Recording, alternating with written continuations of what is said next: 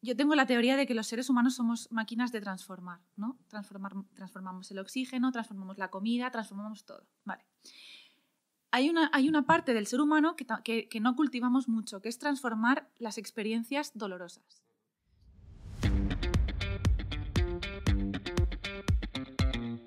Soy Jaime Rodríguez de Santiago y esto es Kaizen, el podcast para mentes inquietas en el que te acerco a personas, a ideas y a técnicas fascinantes de las que aprender cada día.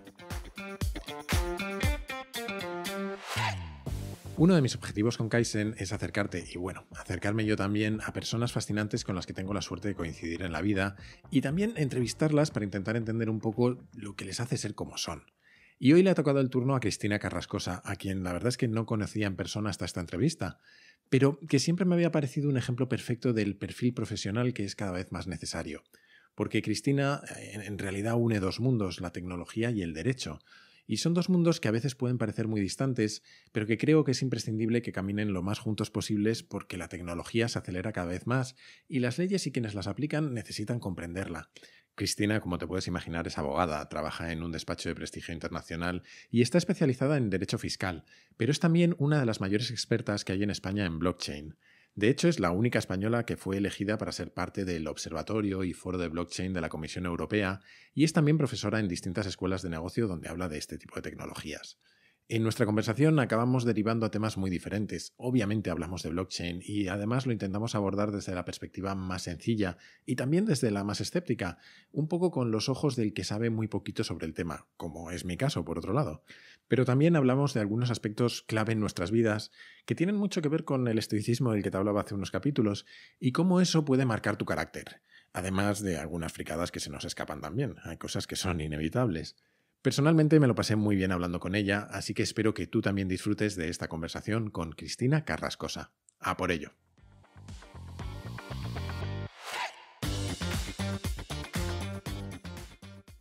Hola Cristina, bienvenida a Kaizen. Hola, muchas gracias por tenerme aquí. Gracias a ti por aceptar esta entrevista, porque además es que casi no nos conocemos, nos seguimos por Twitter. Además, quería empezar por algo, porque estoy seguro que en la entrevista vamos a entrar en temas más profundos, más complicados y demás, pero voy a empezar por algo mucho más mundano y por un poco frívolo, porque creo que eres una de las personas más futboleras de mi Twitter y además valencianista a muerte, ¿no? Bueno, lo de futbolera sí que es verdad, pero no soy nada hooligan. Uh-huh. Soy de las personas que les gusta el fútbol, de hecho es bastante curioso cuando lo cuento, a la gente le impacta. Yo en casa los fines de semana suelo tener el fútbol puesto y no me importa quién esté jugando. Me gusta el fútbol como tal, ¿no? Pero no soy muy hooligan. Es verdad que por los tweets, pero los tweets se malinterpretan. Puede parecer que sí que soy radical, pero no lo soy.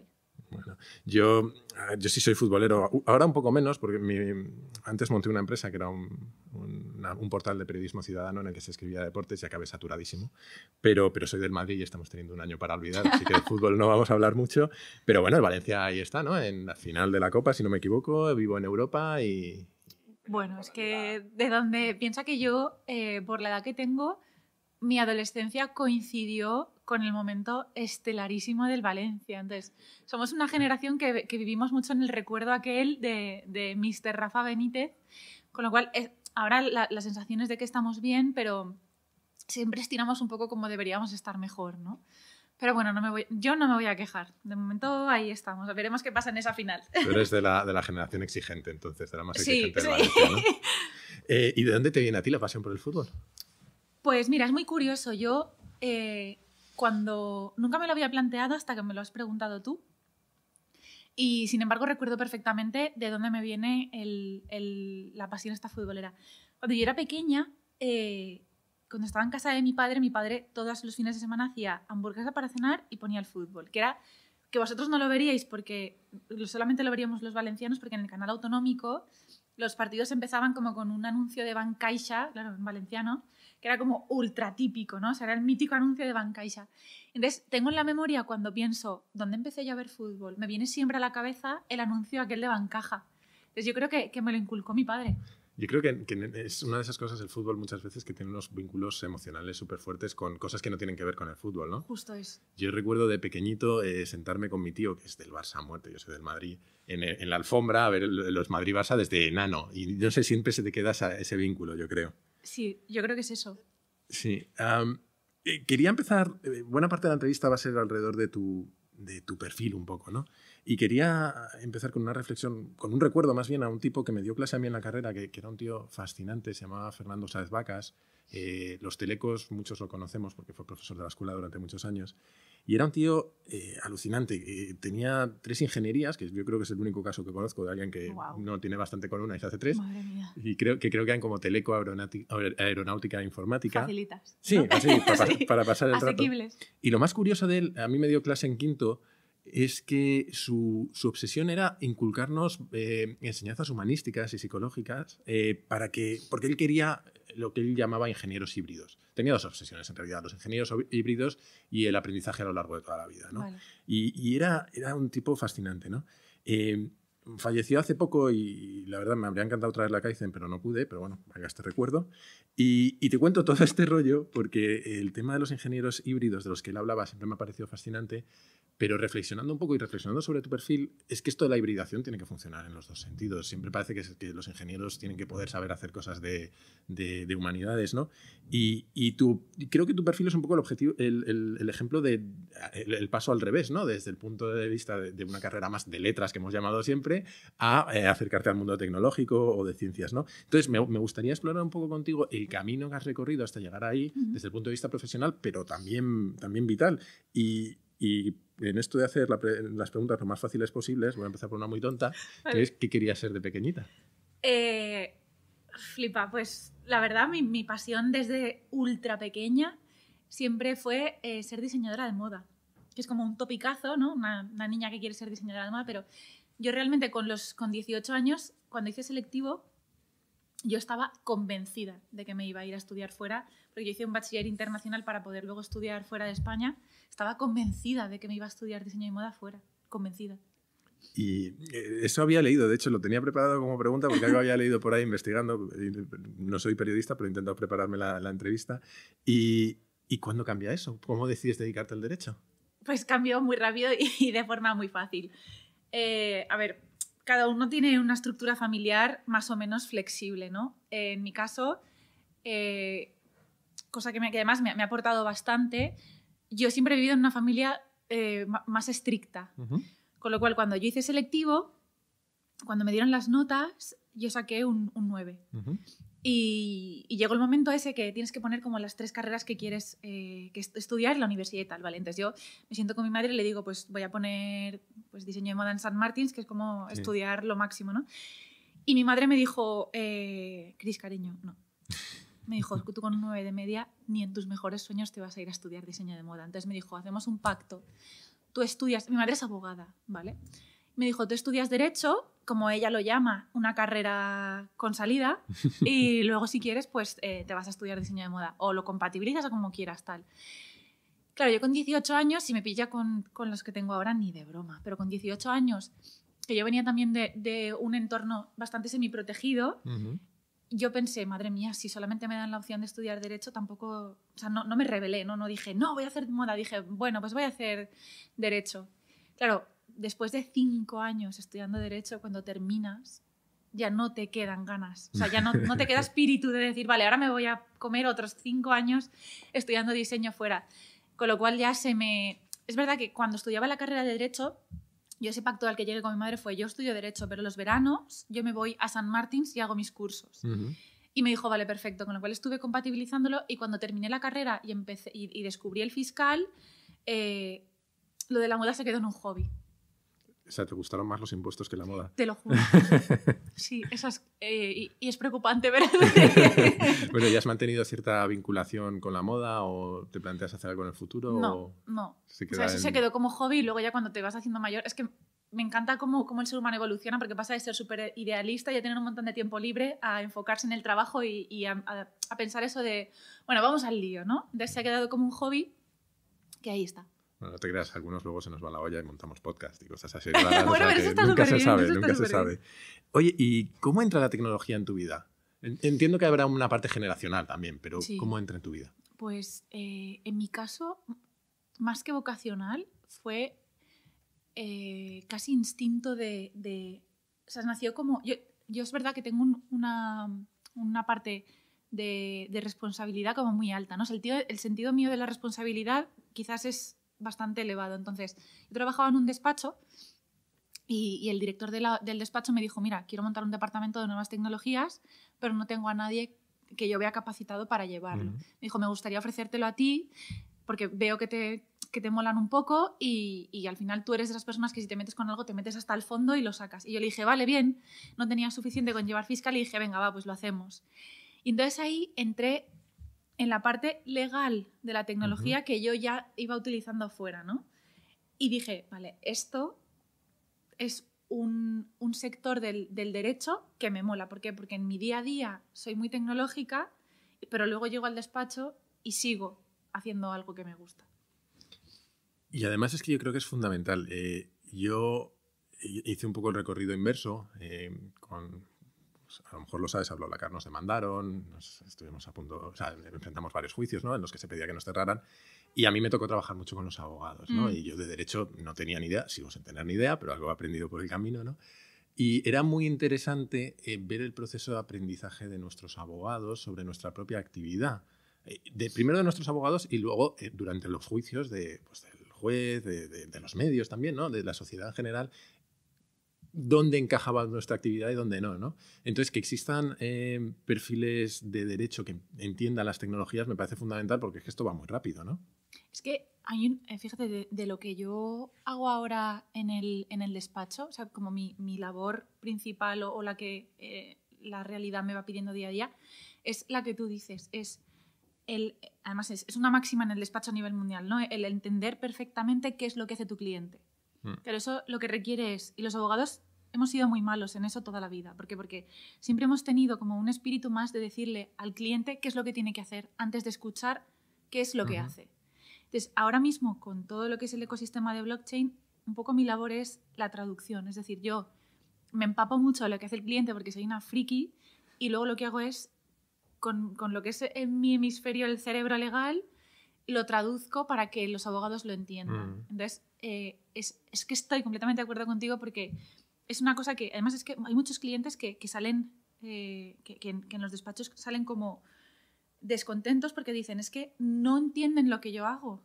Y eso es un error enorme. Hay que prestar más atención a lo que hace tecnológicamente tu cliente para poder darle un buen consejo.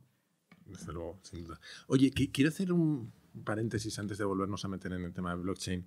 Te quería preguntar por algo que es es bastante personal en realidad, pero que me llamó mucho la atención. Porque lo publicaste en Twitter hace unos meses, no recuerdo cuándo. Lo encontraste, muy mal. No es que lo encontrara, es que lo vi cuando lo publicaste Vale. y me quedé con la copla, ¿no? Y contabas cómo estuviste 6 años sin salir al patio cuando estabas, bueno, de pequeña, no sé con qué edad exactamente, por culpa del bullying de tus compañeras, ¿no? De unas compañeras.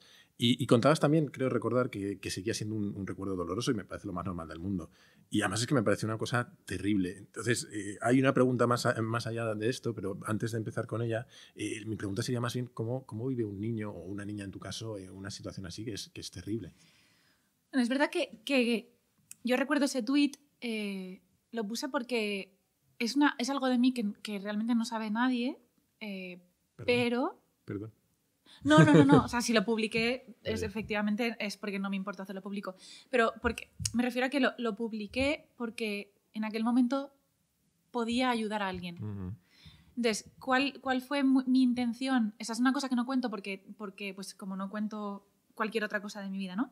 Pero que es algo que sí que cuento cuando veo que hay alguien al que le puede servir mi experiencia, ¿no? El decir, oye, mira, esto me pasó de pequeña, es verdad que es un recuerdo muy doloroso, pero a día de hoy soy una persona normal, disfruto de la vida, soy súper feliz y es una experiencia que si a ti te sirve para ver cómo puedes transformar algo doloroso en una lección de vida, pues entonces sí que lo cuento, ¿no?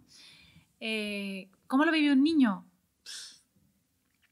La verdad, pues es que cuando tú tienes esa edad no tienes herramientas para gestionar ese nivel de frustración.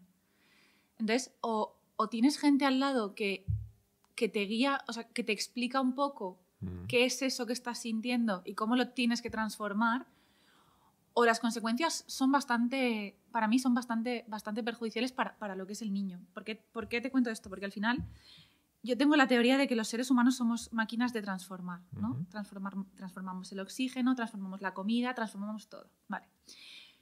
Hay una parte del ser humano que no cultivamos mucho, que es transformar las experiencias dolorosas. Porque las que son felices y son positivas no las transformamos, las guardamos y las registramos. Pero las dolorosas o las evitamos o de repente se hacen un mundo y pueden con nosotros. Claro, es como hay una bola, un trauma y tal, no.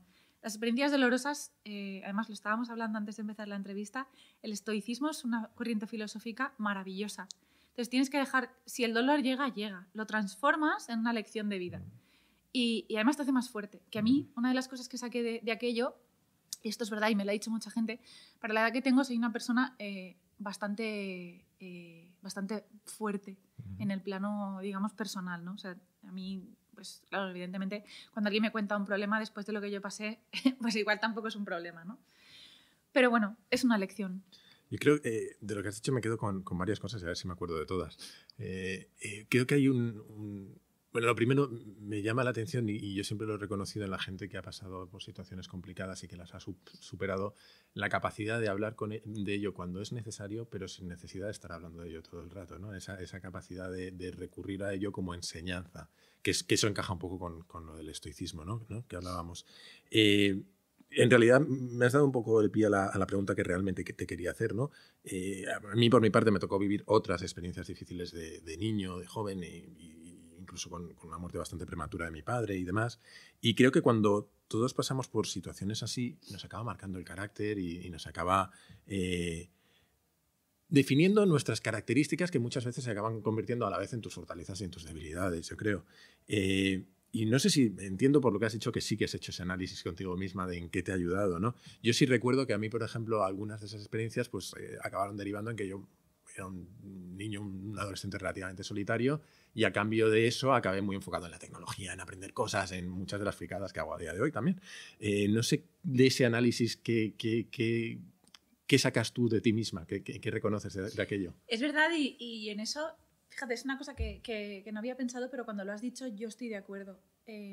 No sé cómo habría sido yo si no hubiese pasado por aquello, ¿no? Porque también es verdad que yo también he vivido la muerte prematura de un padre y son cosas que te marcan. Entonces, no sabes cómo habría sido si no hubiese pasado, pero a mí también me ha hecho una persona relativamente independiente. O sea, yo soy de esas personas que no necesito a nadie para vivir y que también una de las cosas, o yo creo que la cosa más importante que he sacado de todo eso es un buen escudo en la vida. O sea, cuando vives algo así, pero es como todo, ¿no? Cuando pruebas una cosa muy picante, nivel 10 de 10, durante toda tu vida ya puedes estar comiendo niveles 1 de 10 hasta 9 de 10 porque ya sabes lo que es el 10 de 10. Sí, es un poco, volviendo a lo que decías un pelín antes, ¿no? Es un poco esa capacidad de relativizar tus problemas y los de otros, pero tus problemas en particular, que es más que un escudo, es casi unas gafas, ¿no? Con las que mirar la vida. Hay un libro de Ray Dalio que se llama Principios, que él dice una frase, él considera que hay una ecuación que es dolor más reflexión es igual a progreso. Entonces, yo vivo muy en esa filosofía. Bueno, es un poco estoicismo en el fondo, exacto, ¿no? Sí, es muy el obstáculos al camino. Somos naturalmente estoicos. Oye, cambiando un poquito de tercio, porque luego la vida da un montón de vueltas y a ver, lo mismo me equivoco, pero me he estado preparando la entrevista, ¿no? Y me da la sensación de que tú has podido vivir en los últimos años algo relativamente parecido a lo que viví yo desde que me uní a BlaBlaCar, ¿no? Que tú estás haciendo tu carrera profesional con sus ups and downs, hay cosas que te van bien, cosas que te van mal. Yo de repente entro en BlaBlaCar y casi de la noche a la mañana te ves trabajando en algo, uno, que te apasiona, que además a lo mejor ni esperabas que te iba a gustar tanto y sobre todo que además está de tanta actualidad que te acaba llevando, pues hoy estamos, por cierto, gracias al CEU por cedernos un aula, estamos en la San Pablo CEU, que has estado dando una conferencia y acabas llevándote a lugares, a experiencias, a conocer a gente que ni imaginabas. Imagino que habrás vivido algo así, ¿no? Sí, realmente esto es algo que además sobre lo que suelo pensar bastante porque es que es lo que tú dices, o sea, mi vida ha cambiado en 3 o 4 años un montón. Lo pienso porque yo ahora mismo me considero una de las personas más afortunadas a nivel profesional del mundo para mí. ¿Por qué? Porque es justo lo que tú dices. Al final he podido conocer personas y he podido trabajar en cosas que ojalá me siga yendo la suerte como me está yendo y pueda seguir haciéndolo, pero personas que gracias además a la tecnología y a las propias redes, yo estoy segura de que si no hubiese sido por cómo me ha cambiado la vida, jamás las habría conocido. Sí, además creo que muchas veces sobreestimamos nuestro propio papel en algunas de estas cosas. Es decir, hay una parte muy importante del trabajo que realizas y tal, pero también hay una parte de azarosa, ¿no? 1000%. Es que 1000%. Y luego ya depende cómo la aproveche uno o no, ¿no? Pero yo desde luego lo veo así. A veces me invitan a dar charlas y tal. Digo, mira, yo he tenido mucha suerte. Tengo un trabajo maravilloso y he tenido mucha suerte. Y bueno, entiendo que igual que en mi caso, pero casi prefiero que lo respondas tú, no sé cuánto de planificado ha tenido esto para ti, pero por lo que cuentas me parece que ha sido relativamente azaroso, ¿no? Absolutamente cero. De hecho, antes de estar donde estoy, y me refiero trabajando en Pinsent, súper contenta, feliz de la vida, he pasado por situaciones profesionales bastante frustrantes, ¿vale? O sea, esto no ha sido un conjunto de maravillosas decisiones, sino ha sido un conjunto, una mezcla de decisiones muy malas y de fracasos bastante considerables.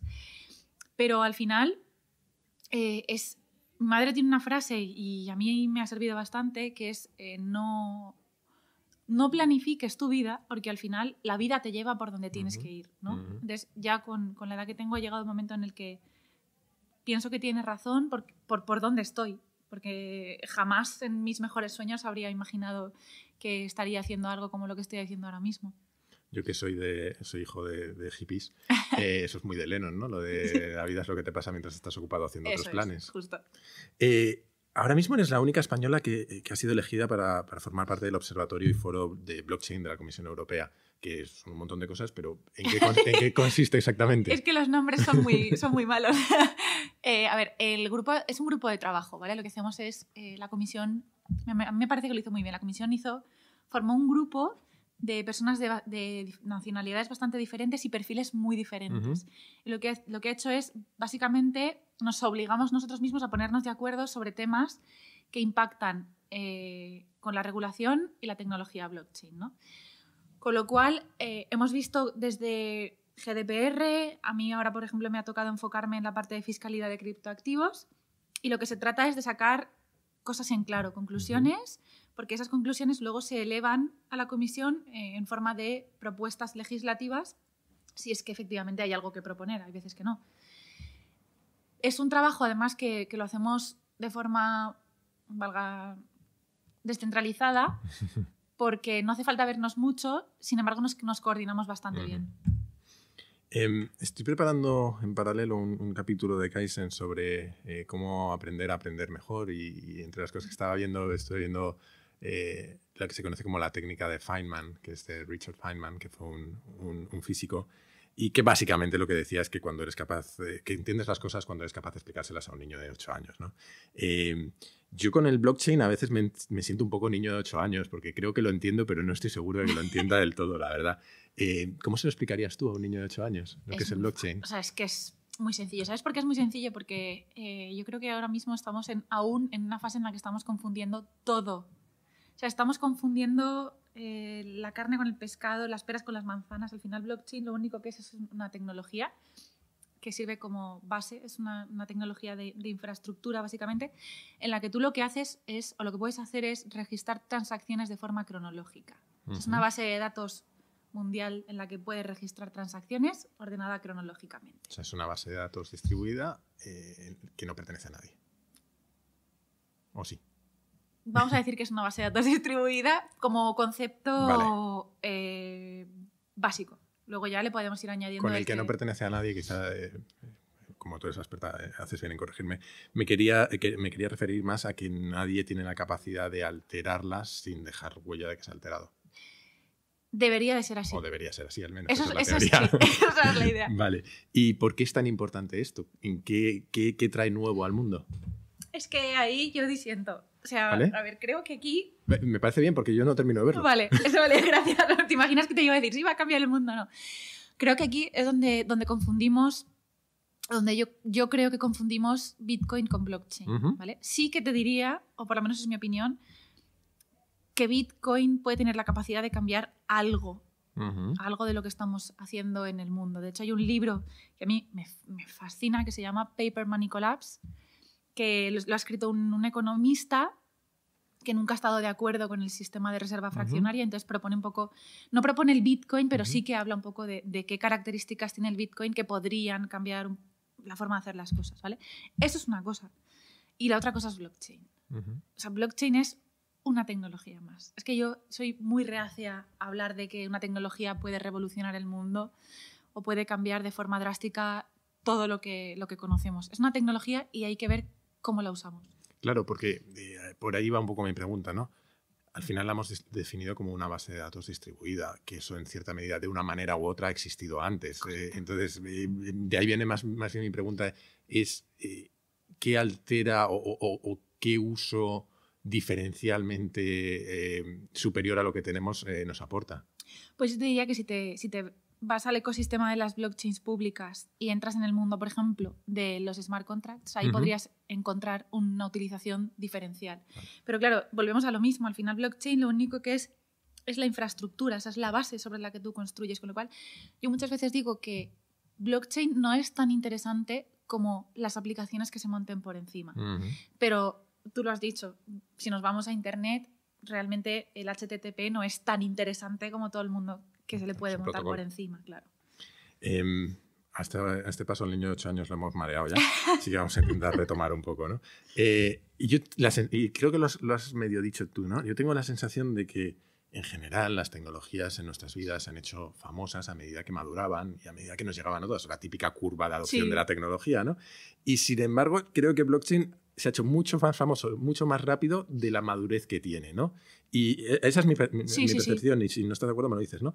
Y creo que la culpa es en buena medida de eso, de una de las aplicaciones que al final son las criptomonedas. Vamos a intentar recuperar al niño de 8 años y vamos a ver qué es eso de las criptomonedas.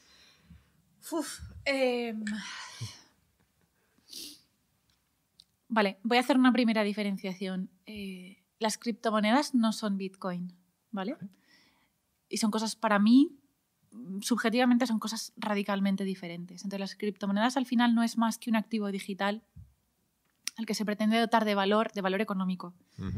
De una forma u otra. Y digo de una forma u otra porque tú le puedes dotar de valor inflando el mercado a base de marketing, o le puedes intentar dotar de valor construyendo un producto muy bueno. O, por ejemplo, justo ayer leí que hay una empresa que ha comprado OmisGo, que es un proyecto descentralizado que entre otros montó Vitalik. Con lo cual, a mí, por ejemplo, me surgió la idea de decir, el token de OmisGo, ahora que lo compra una empresa, ¿qué va a pasar con él? Entonces, al final es simplemente un activo que puede tener o no puede tener valor en función de una serie de elementos completamente diferentes en un caso u otro. Ahora bien. Básicamente, por ver si lo he entendido bien y sobre todo para no perder al niño, al final, si yo lo entiendo correctamente, cuando dices que es un activo digital, es básicamente algo que puede ser propiedad de alguien, pero que tiene carácter digital, es decir, que es nativamente digital. Que no tiene una manifestación física, que vive en el mundo digital, pero que se le puede asignar una propiedad y a esa propiedad, a su vez, vincularla a un valor derivado de lo que sea. Eso es un valor fluctuante. Luego yo, como soy, además de estoica, muy escéptica, lo de que sea moneda, o sea, lo que se intente utilizar como moneda me parece algo, me parece una expectativa extremadamente alta, ambiciosa. Pero las llamamos criptomonedas, estamos complicados. Ya los contratos inteligentes los llamamos contratos inteligentes. Ahora llegaremos, que eso somos muy malos con las palabras. Entonces, tu primera diferenciación era entre Bitcoin y criptomonedas en general, ¿no? ¿Porque crees que Bitcoin ha canibalizado un poco la terminología o...? No, porque creo que... Fíjate, al revés, porque creo que la gente confunde, o sea, mete al Bitcoin dentro de las criptomonedas. Entonces, ahí ya lo confundimos todos, porque si tú asemejas las criptomonedas al Bitcoin, el lío que te vas a hacer es estupendo. Vale. Básicamente porque el Bitcoin sí que tiene afán de ser moneda como tal, entiendo, mientras que las criptomonedas o los tokens son activos que se pueden utilizar para muchas cosas y no solo para ser que además moneda, van asociados ¿no? a un proyecto concreto, que esos proyectos no están desarrollados ni siquiera en un 70%, o sea, es que son cosas completamente diferentes. Vale. Y hablabas de smart contracts y vamos a ver, el niño va a acabar con un trauma a estas alturas. pero, ¿qué son los smart contracts? Software. ¿Vale? ¿Tú te acuerdas del mítico, bueno, tú lo sabrás, el mítico if this then that? Sí. Pues ya está, no hay más. Es eso. Lo que pasa es que en la realidad dentro del mundo blockchain lo que se hace es utilizar esos if this then that con activos económicamente valuables ahora mismo, ¿vale? O sea, con lo cual al final es un poco el mezclar, fíjate. Yo creo que hablo de aplicaciones reales, para lo que luego los queramos utilizar ya se mete toda la movida de la tokenización de activos y debates de estos que nunca acaban, pero yo creo que los contratos inteligentes son simplemente programas de software que lo que hacen es parametrizar una serie de cosas. Da igual, o sea, da igual que sean blockchain, da igual que no sean blockchain. Vale, para los que no sean tan frikis como tú y yo, vale. If This Then That es básicamente un software que permitía automatizar cosas en base a un trigger, a un disparador, ¿no? Claro. Por ejemplo, si recibías un tweet con una determinada palabra, de repente te enviaba un email, ¿no? Entonces, si entiendo correctamente, básicamente un smart contract es un software que automatiza respecto a un estímulo exterior. Sí. Y desarrolla una respuesta vinculada a un activo digital, sí. ¿no? O incluso puede ser digital y digital. Por ejemplo, las ICOs funcionan con smart contracts. Lo que hace es el if this, ¿vale? Es si me entra un Ether, por ejemplo, then that, yo creo un token, ¿vale? Entonces es como... Es una máquina de transformar algo. Sí, de automatizar. Yo creo que de automatizar está bien dicho. O sea, retomando, una ICO al final no deja de ser el equivalente a una salida a bolsa, ¿no? Sí. A una IPO. En el mundo de tokens, básicamente, ¿no? En el que si recibes una inversión se genera un token, si te he entendido correctamente. Que, sí. Insisto, no soy se un parece experto. a una oferta pública de valores, solo en la parte de que es una oferta y es pública. Vale. Luego, lo de que un token sea una acción, vale. Eso ya es otro... Al niño lo dejamos ahí, no lo mareamos más. Vale, perfecto. Hemos pasado así como por distintos ejemplos muy por encima, ¿no? Pero yo tengo la sensación de que con el blockchain... Es más, tengo la sensación de que el blockchain es el siguiente hype que vino después de la economía colaborativa y luego además hasta se relacionan entre sí, pero bueno, eso es otro rollo. Yo recuerdo que cuando empezó todo el hype de la economía colaborativa, todo era economía colaborativa. Recuerdo titulares de periódicos de la economía colaborativa llega a los trasteros. Bueno, no sé, a lo mejor no todo es economía colaborativa, ¿no? Y ahora me parece que como 2 años después empezó a pasar lo mismo con el blockchain y ahora todo es blockchain. Me has dicho antes que no esperas que cambie el mundo, pero algún impacto tendrá, ¿no? ¿Dónde crees que puede tener más impacto o qué industrias pueden ser las más afectadas?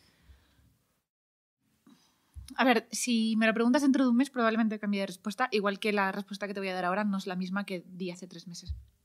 Porque también es verdad que yo aprendo todos los días y me actualizo. Yo creo que ahora mismo, y esto es súper subjetivo, blockchain, donde más impacto yo pienso que vamos a ver es, uno, en el sector financiero, ¿vale? Creo que no es una locura decir que el sector financiero lleva muchísimos años viviendo de un modelo de negocio no muy sostenible de cara al consumidor y que blockchain está permitiendo permitiendo que se le pongan por encima una serie de aplicaciones que reduce costes para el ciudadano. ¿Podrías poner algún ejemplo? Sí, MakerDAO, por ejemplo. MakerDAO es una aplicación que lo que hace es te permite crear un préstamo, o sea, como que te autodas un préstamo, ¿no? Luego tiene sus propias condiciones, o sea, tú tienes que congelar una serie de por ejemplo, de Ethers, ¿no? A un 150%, congelas los Ethers, pides un préstamo, se te da, tiene una comisión muy pequeña y al final, ¿qué es lo que hace? Pues que tú igual en 15 minutos, o en menos probablemente, te estás dando un préstamo con un tipo de interés relativamente bastante asequible, por supuesto, sin tener que pasar los procesos por los que pasas cuando vas a un banco, sin que te monitoricen, probablemente también sin el riesgo de que luego vendan el crédito y tal. Y a lo que iba, sobre todo reduciendo costes para el ciudadano, que es lo que el ciudadano busca. Con lo cual, ese es un sector en el que yo creo, y ya estamos empezando a ver bancos que se están moviendo, y más que veremos en el sentido de cambiar un poco el modelo de negocio y hacerlo más sostenible de cara al consumidor en cuanto a fees. Y luego hay otro que me toca muy de cerca y que evidentemente tenía que sacar, que es el de las administraciones públicas. ¿Por qué? Porque cuando empecemos a ver la implementación de protocolos de anonimización completa de transacciones, que ya hay proyectos por ahí con productos muy interesantes, ¿qué va a pasar? Y sobre esto escribo bastante, además, ¿qué va a pasar en aquellas jurisdicciones como es la española, donde los sistemas tributarios son absolutamente insostenibles ya? O sea, hemos llegado a un punto de recaudación, el otro día lo leí. Este año hemos recaudado un 7,6% más en impuestos en un país que está en crisis. O sea, solo ese dato ya debería de decirnos al nivel al que nos están exprimiendo. Con lo cual, ¿qué va a pasar cuando tú juntes la posibilidad de que los ciudadanos hagan transacciones económicas de forma anónima con un sistema tributario que el 90% de la población percibe como injusto? La gente no quiere pagar impuestos. Entonces, tú métele el incentivo de que hay un micromundo en el que tú puedes hacer transacciones y Hacienda nunca va a poder, si no lo sacas a Fiat, nunca va a poder, digamos, descubrirlo. Creo que ahí se presenta un desafío como yo personalmente no he visto nunca, porque, y además ponía el ejemplo, sí que siempre hemos visto ejemplos de fraude fiscal, ¿no? Pero claro, hasta ahora tú metes los billetes en un maletín, los metes en un coche y cruzas una frontera. Y entonces ahí siempre te pillan. Porque el banco te da los billetes, los maletines, la frontera. Pero es que aquí con un clic estás pasando esa misma cantidad de dinero por 25 fronteras diferentes. En 10 segundos. Y sobre todo anonimizado, ¿no? Porque correcto. Hay una criptografía detrás, hay un sistema claro, cifrado. Si usas un protocolo que anonimice, lo puedes hacer así. Entonces, al final, esto cuestiona de hecho todos los poderes de control de las administraciones tributarias. A mí esto me da un poquito de miedo. Me parece que tiene cosas buenas para el ciudadano, pero me da miedo en el sentido de un escenario primero desconocido para todos, sí. ¿no? Que no sabemos cómo vamos a gobernar ni a manejar. Entiendo que tiene potencialidades, pero imagino que tiene sus riesgos. No sé. Primero, entiendo que es un escenario que va a tardar en desarrollarse porque madurez tecnológica, la adopción de tecnología y probablemente, imagino en algún momento, intervención regulatoria para intentar evitar este tipo de actividades, ¿no? Pero ¿crees que...? Bueno, me imagino que hay países donde ya está sucediendo, ¿no? Estoy pensando en Venezuela, por ejemplo. Sí, de todas formas, es que es justamente por eso. O sea, fíjate que yo te contaba que ahora si usas un protocolo que anonimice, pues puedes pasar un montón de dinero, bla, bla, vale. Pero si vas un poco más allá, pensarás, vale, Cris, pero mover, imagínate, 50 millones de euros a un monedero electrónico que no me puedan pillar, está muy bien, pero es que tampoco me puedo gastar ese dinero. Esa es la clave de todo. Al final, hasta que no haya una adopción masiva y podamos usar las criptos, yo no creo que vaya a haber ningún problema o no se va a dar la situación que me estabas comentando. Sí que creo que si llegamos a poder empezar a gastarlo, no como una divisa, pero como para la vida básica. Exacto. Creo que ahí sí se puede plantear un gran problema, no para nosotros. Bueno, veremos si llega. Lo veremos. Bueno, esperemos verlo. Sí, veremos si llega y cómo lo resolvemos. Quería decir, al final yo siempre explico siempre creo que las tecnologías son herramientas que nos obligan a resolver nuestros propios problemas como sociedad.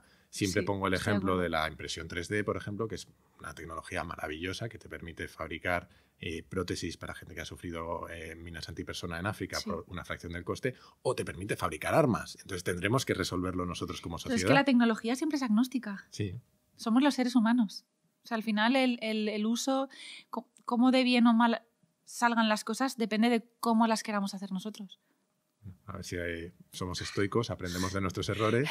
Tenemos mucho que hacer. Aprendemos de nuestros errores. De momento hemos sobrevivido unos cuantos milenios, que ya tiene su mérito con lo que vamos inventando, pero veremos. Bueno, nos vamos acercando al final, pero antes yo tengo la manía de... Solo he hecho una entrevista de momento, pero... Vale, ya es manía. Se va a convertir en manía ya. De hacer una ronda de preguntas rápidas, para que no sé cómo de preparada estás, pero vamos a ver qué tal sale. ¿Preparada? Sí. Venga. ¿Qué crees que es lo más útil que has aprendido en la vida? A visualizar los obstáculos como retos de superación. ¿Qué consejo le darías a la Cristina de 20 años? Yo le diría que no se preocupase tanto por las cosas y que simplemente trabajase, o sea, que viviese, que la vida te lleva por donde te tiene que llevar. ¿Quién sería un referente para ti? Aquí lo tengo claro. No tengo... O sea, yo a esa gente que dice mi referente es no sé quién, me parece... O sea, me mola mucho, pero para mí es imposible, porque para mí los referentes siempre son depende de qué. Por ejemplo, pues puede ser... yo conozco una persona que es un referente para mí a nivel familiar, porque yo veo cómo ha estructurado su familia, tiene un montón de hijos, todos se llevan súper bien, se quieren un montón. Ese es mi referente, por ejemplo, en familia. En el trabajo, pues tengo otros referentes. En cada aspecto de mi vida tengo un referente diferente. Pero eso, como decir, ese es mi referente, no tengo a nadie. ¿Y tienes algún objeto de la infancia que no vas a tirar nunca? Pues mira, no, porque yo soy, como buena estoica, yo soy de llevar las cosas en mi mochila mental. Entonces, todas las cosas de mi infancia y las lecciones más importantes que me ha dado la vida, además de la mochila, las llevo en la piel. Entonces, yo soy muy de viaje ligero. Lo de que las llevas en la piel quiere decir que tienes tatuajes. Es literal, sí. Vale. Mira, me acabo de acordar. Yo la verdad es que creo que no tengo ningún objeto, entre otras cosas porque me los tiraron una vez que me despisté. Yo tenía una colección de revistas de videojuegos que me hacía mucha ilusión, brutal, y un día volví un verano y ya mi madre había decidido que... No. Pero mira, luego con el tiempo he decidido ser un poco más minimalista y no tener muchas cosas, así que me ha venido muy bien. Pues me acabo de acordar, no sé por qué. ¿Cuál es tu lugar preferido para pensar? Pues... Bueno, y tú que me sigues en Twitter lo sabrás. Yo hace poco me mudé a vivir a la playa, pero me mudé a vivir a una playa en la que he veraneado toda mi vida. Y ese sitio siempre ha sido para mí, siempre, cuando he necesitado huir en general, siempre ha sido el sitio donde he ido. Y ahora vivo allí. Qué bien, qué suerte. ¿Cuál ha sido tu mayor fracaso? Pues esto lo tengo muy claro. Mi mayor fracaso es no haber pasado más tiempo con personas que ya no están.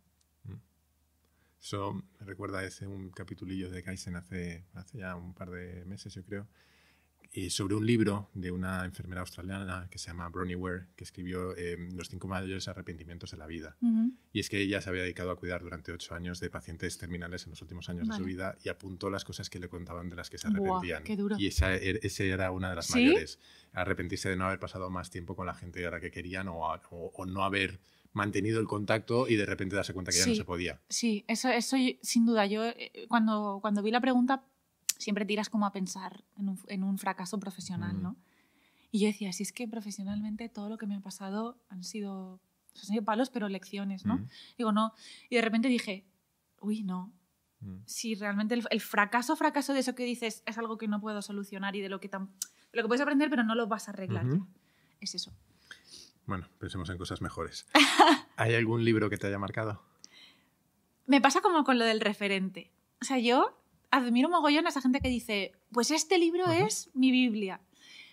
Para mí no, porque de todos los libros que me leo siempre saco, además yo soy como la friki esta que los subraya, yo destrozo los libros aunque sean novelas.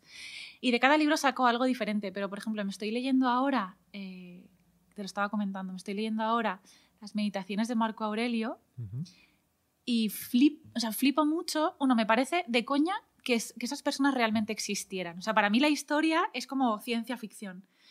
Pero luego pienso, madre mía, o sea, una persona, y aquí me voy a poner un poco profunda, pero solamente aquí, pienso, un momento de la historia de la humanidad, donde la gente, sobre todo Marco Aurelio, se jugaba la vida todos los días de su vida, además a pecho descubierto, que tuviese tiempo y ganas de sentarse a reflexionar y sacas esas conclusiones que son, o sea, para quien no se lo haya leído, Meditaciones es un libro, una compilación de pensamientos de Marco Aurelio como tirando a filosóficos, ¿no? Luego dices, madre mía, que un señor que era líder, o sea, que gestionó un imperio romano que era enorme, saque estas conclusiones filosóficas y nosotros estemos ahora preocupados con el Instagram y las redes y la superficialidad y el no sé qué, pues es uno de esos libros que probablemente me deje en la mesita de noche para cuando se me vaya a la cabeza, para cuando se me olvide lo que he leído y me vaya otra vez a la superficialidad y diga, vuelve otra vez a las raíces. A mí me pasa últimamente, he estado leyendo distintas cosas, pues, tanto de estoicismo como en general del mundo griego y del mundo romano y tal. Y me queda un poco la sensación de que estos habían inventado ya todo. O sea, luego lo hemos refinado, pero sobre todo... Refinado y estropeado. O sea, yo también pienso y digo, tío, si lo estamos haciendo peor que antes, ¿cómo puede ser? Pero sobre todo en términos más intelectuales, o sea, en su propio conocimiento sobre cómo funciona el cerebro humano, cómo pensamos, etcétera, me queda la sensación de que todo esto ya está inventado y que luego hemos ido haciendo... Y que en muchos aspectos, sobre todo, a mí me gusta más, o sea, leo más sobre historia romana que griega. Es que esta gente vivía con o sea, el pensamiento era ultra básico sobre el comportamiento humano. Y nosotros no hemos hecho más que complicarlo. Hasta el punto de que, bueno, tú hablabas de romana, ¿no? Pero has hablado del if this, then that. Sí. Yo creo que una de las cosas, algún día a lo mejor me animo a hacer un capítulo sobre eso, más útiles que he aprendido en mi vida es una cosa que todos odiamos en el instituto, que era la lógica aristotélica, que es si P, entonces Q, P, luego Q. Eso es cómo funciona un ordenador. Luego llegué a Teleco y dije, ¡hostia, ya funciona un ordenador! Y es que es eso, o sea, que está todo inventado realmente. Sí, está todo inventado. Y ahora, mira, me acabo de acordar de una de las preguntas que me hacías, que era ¿qué es lo más útil que has aprendido en la vida? Yo lo más útil que he aprendido en la vida, aparte de lo que te he dicho, es a rodearme de gente que no piensa como yo. Que es muy jodido porque estás siempre en una zona de no confort. Pero para mí lo más perjudicial que puede haber a día de hoy es rodearte de gente que te compre la moto que estás vendiendo constantemente, ¿no? Me parece peligroso y me parece que además te estancas.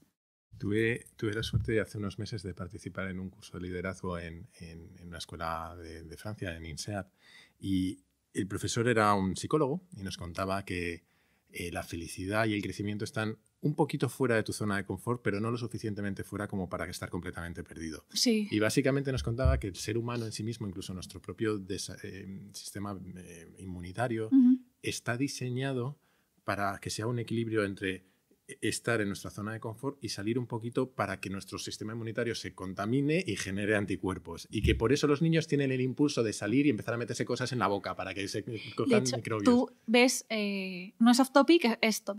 ¿Tú ves una serie de Netflix que hay ahora que se llama American Gods? No la he visto todavía. Pues hay un capítulo en el que ellos son dioses, ¿no? Y la madre de uno de los dioses, el chavalito de joven lo pasa muy mal en el instituto. Y entonces la madre le dice, no me acuerdo de la palabra que usa, sí que la tengo en español, pero es que es impronunciable, que le dice, no te preocupes, cariño, porque lo que tú estás pasando ahora es, le dice la palabra, ¿no? Que es una costumbre histórica de inocularte veneno en pequeñas dosis para hacerte más fuerte.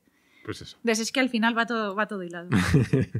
Oye, ahora sí, yo creo que no te quiero robar mucho tiempo, pero antes de despedirnos, ¿dónde podemos seguirte, leer lo que escribes, aprender más sobre ti?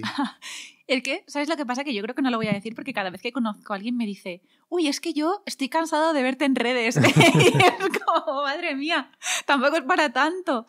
Pero bueno, leerme, me gusta mucho escribir en Medium cuando tengo algo que decir, si no me callo. Y luego ya sabes que soy hiperconexa. Entonces, básicamente en Twitter. ¿Cuál es tu Twitter? carrascosacris _. Genial. Pues nada, hasta aquí la entrevista, Cristina. Muchísimas gracias, de verdad. Ha sido un placer estar este rato contigo y además, como te había prometido, te he traído una tableta de chocolate, sí, pero ahora te la doy porque me la he dejado en la mochila. Vale. Muchas gracias. A ti.